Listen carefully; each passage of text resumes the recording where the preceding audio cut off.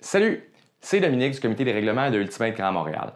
Aujourd'hui, je vais expliquer la différence entre les appels de faute et les appels de contact qui sont faits par le lanceur. S'il y a un contact qui se produit entre le lanceur et la marque ou entre un disque qui est encore dans les mains du lanceur et la marque, ça sera une faute. Dans la grande majorité des cas, c'est une faute défensive. C'est la marque qui était en mouvement qui est allée donner un petit coup au lanceur. Mais ce n'est pas 100% du temps le cas. Par exemple, si on avait une marque qui était légale et que le pivot du lanceur faisait en sorte qu'il y avait un contact qui se passait dans le torse de la marque, elle n'a pas bougé, donc ça serait une faute offensive. Dans ce cas-là, on recommencerait à compte plus 1, maximum 9.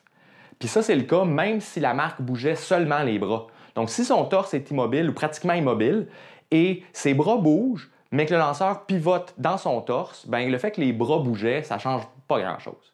Si le contact, par contre, était sur les bras qui étaient en mouvement ou était dans un torse alors que la marque faisait un petit saut de côté pour essayer d'arrêter un bris ou quelque chose comme ça, là, la marque était en mouvement, donc là, ça serait clairement une faute de la défensive.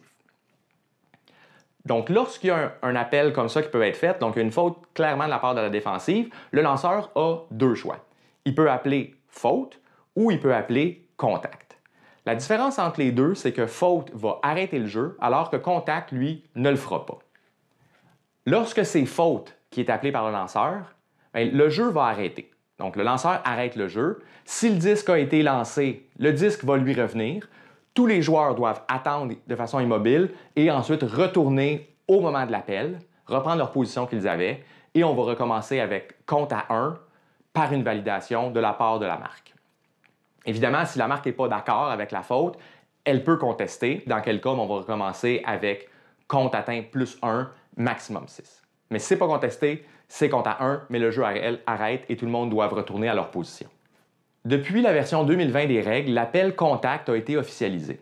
Donc le lanceur, au lieu d'appeler faute, va dire contact et la marque, évidemment, si elle est d'accord, va tout simplement reprendre le compte à 1 sans jamais y avoir d'arrêt de jeu. Donc tous les joueurs vont avoir le droit d'encore continuer à courir et on fait juste recommencer le compte à 1 tout simplement, puis on n'a pas besoin de se parler, pas besoin d'arrêter, pas besoin même de faire de validation. On fait juste continuer comme ça. Ça permet à l'offensive de garder son flow. Évidemment, si la marque n'est pas d'accord, elle a le loisir de dire conteste ou violation, dans quel cas on va arrêter le jeu, puis on va reprendre exactement comme c'était une faute après que la discussion ait eu lieu pour dire oui, est-ce que c'était un contact, c'était pas un contact ou non. Si le lanceur appelle contact pendant le lancer, donc vraiment pendant qu'il est en train de faire sa motion en avant puis de relâcher le disque, et que c'était un revirement qui était créé à cause de ce contact-là, le disque était échappé, ça sera traité exactement comme si le lanceur avait appelé faute plus tôt. Donc le disque va revenir, tous les joueurs vont se replacer à la position qu'il y avait, puis on va recommencer avec compte à 1 ou compte plus 1, maximum 6, si jamais c'était contesté. Mais le point, c'est que c'est exactement la même chose que si la personne avait appelé faute. Par contre, il y a une nuance. Si j'appelle contact, et là, je continue à jouer. Donc, je fais une feinte supplémentaire où j'attends 1 ou 2 secondes, puis après ça, je lance mon disque, et que là, je lance un revirement, la règle de continuité va s'appliquer. Et le revirement va être maintenu.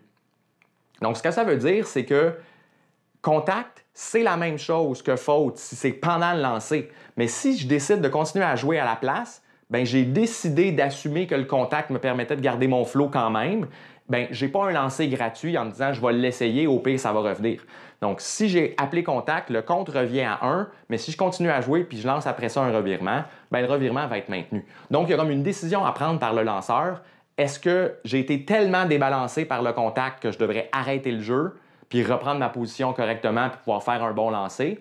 Ou plutôt, je dis non, le contact m'a permis quand même d'avoir une bonne position et je vais être capable de décocher un bon lancer. Puis si c'est un revirement, c'est moi qui ai pris la décision de faire ce lancer-là, donc le revirement va être maintenu. Donc, il y a vraiment une décision à prendre. Ce n'est pas exactement la même chose dans le cas où on continue à jouer ou non.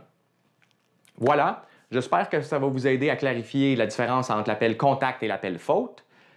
Peut-être prendre la bonne décision à quel moment vous devrez appeler un ou appeler l'autre. Et là-dessus, je vous souhaite de bons matchs, de bonnes marques, sans contact, puis on se revoit sur le terrain dans une autre capsule.